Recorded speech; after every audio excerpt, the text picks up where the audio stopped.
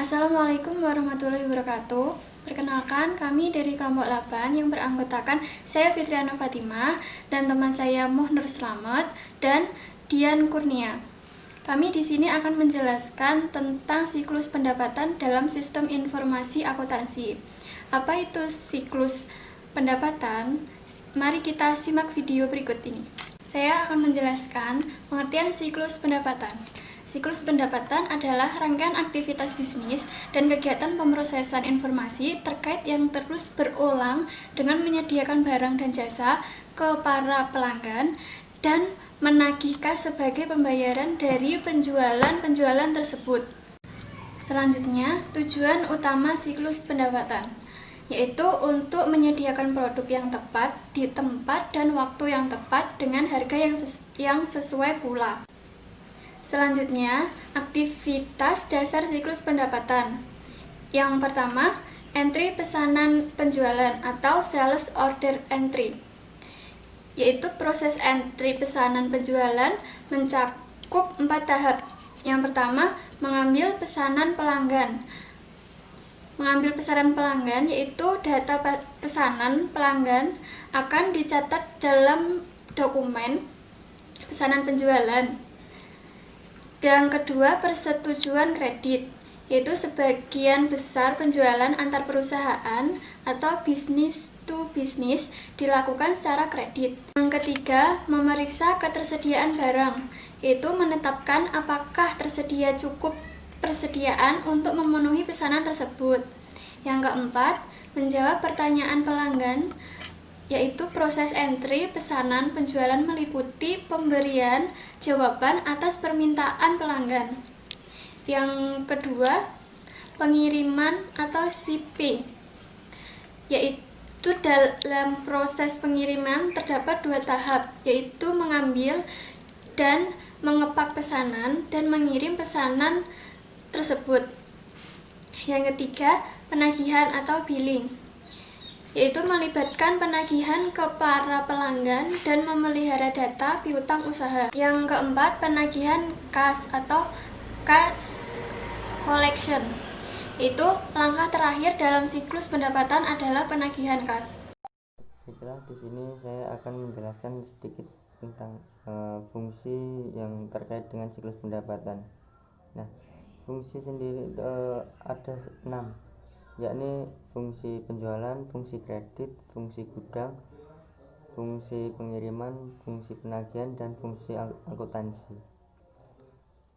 Nah, untuk dokumennya sendiri yang digunakan yaitu ada surat order, pengiriman dan tembusannya, yang kedua faktur dan tembusannya, yang ketiga rekapitulasi harga pokok penjualan dan bukti memorial.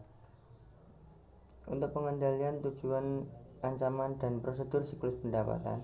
Di dalam siklus pendapatan, sistem informasi akuntansi yang didesain dengan baik harus menyediakan pengendalian yang memadai untuk memastikan bahwa tujuan-tujuan berikut ini capai. Nah, tujuannya ada yang pertama, semua transaksi telah diotorisasi dengan benar. Yang kedua, semua transaksi yang dicatat valid atau benar-benar terjadi. Semua transaksi yang valid dan disahkan telah dicatat. Semua transaksi dicatat dengan akurat. Aset dalam kurung kas persediaan dan data dijaga dari kehilangan ataupun pencurian. Yang keenam, aktivitas bisnis dilaksanakan secara efisien dan efektif. Ancaman dan pengendalian dalam siklus pendapatan. Entry pesanan penjualan.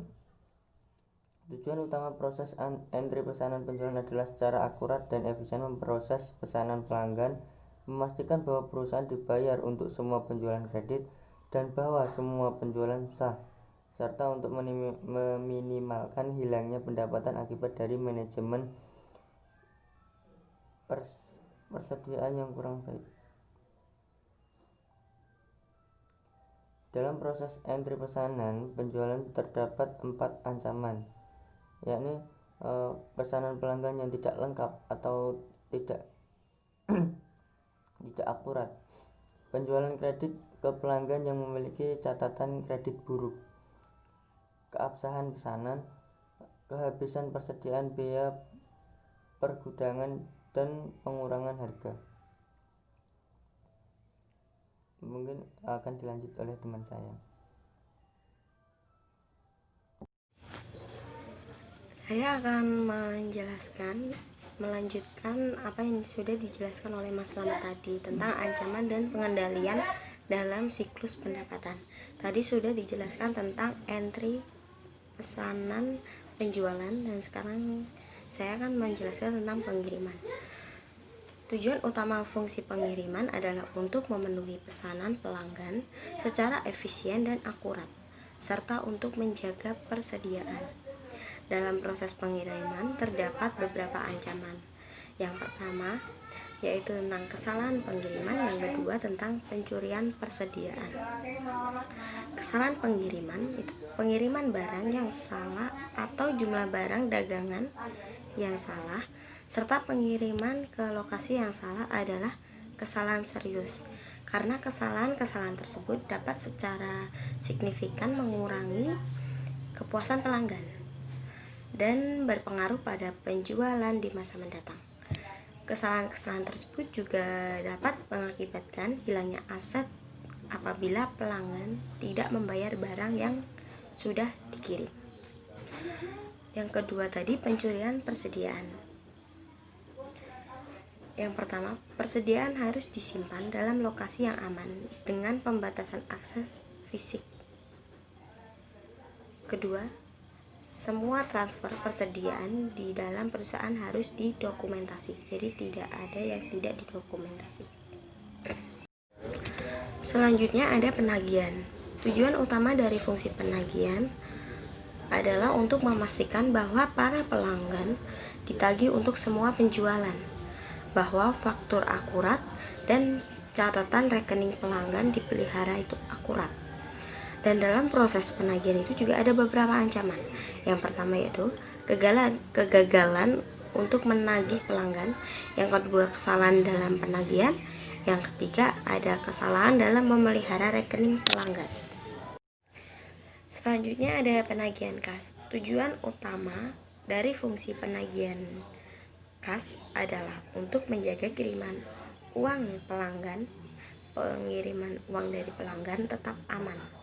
Dan ancaman utama dari penagihan kas yaitu pencurian kas atau ada kecurangan. Selanjutnya ada penagihan kas. Tujuan dan fungsi penagihan kas yaitu untuk menjaga kiriman uang dari pelanggan agar tetap aman. Dan ancaman yang paling bahaya untuk penagihan kas yaitu pencurian kas atau kecurangan. Selanjutnya ada masalah-masalah umum pengendalian. Dua tujuan umum yang berhubungan dengan semua aktivitas dalam siklus pendapatan adalah bahwa data tersedia ketika dibutuhkan dan bahwa semua aktivitas dilakukan secara efisien dan efektif. Dan dalam siklus ini terdapat dua ancaman. Yang pertama kehilangan data, yang kedua kinerja yang kurang baik. Yang pertama kehilangan data. Sebagian tambahan dari memastikan akurasi dan menjaga aset. Tujuan lainnya mengendalikan internal adalah mendorong dilaksanakannya tugas secara efisien dan efektif. Efisiensi dan efektivitas tenaga penjualan dapat dinilai melalui laporan analisis penjualan yang merinci penjualan berdasarkan tenaga penjual, daerah, atau produk. Yang selanjutnya ada masalah-masalah umum pengendalian. Ada dua tujuan umum yang berhubungan dengan semua aktivitas dalam siklus pendapatan. Yang pertama ada data tersedia ketika dibutuhkan dan semua aktivitas yang dilakukan itu secara efektif dan efisien. Ada dua ancaman tentang masalah-masalah umum pengendalian. Yang pertama adalah kehilangan data, yang kedua kinerja yang kurang baik. Efisiensi dan efektivitas tenaga penjualan dapat dinilai melalui laporan analisis penjualan yang merinci tentang penjualan berdasarkan tenaga penjualan dan produk. Yang kedua ada kinerja yang kurang baik. Ancaman umum yang signifikan dalam siklus pendapatan adalah kehilangan data mengenai rekening pelanggan. Rekening pelanggan dan catatan persediaan yang akurat adalah hal yang sangat penting.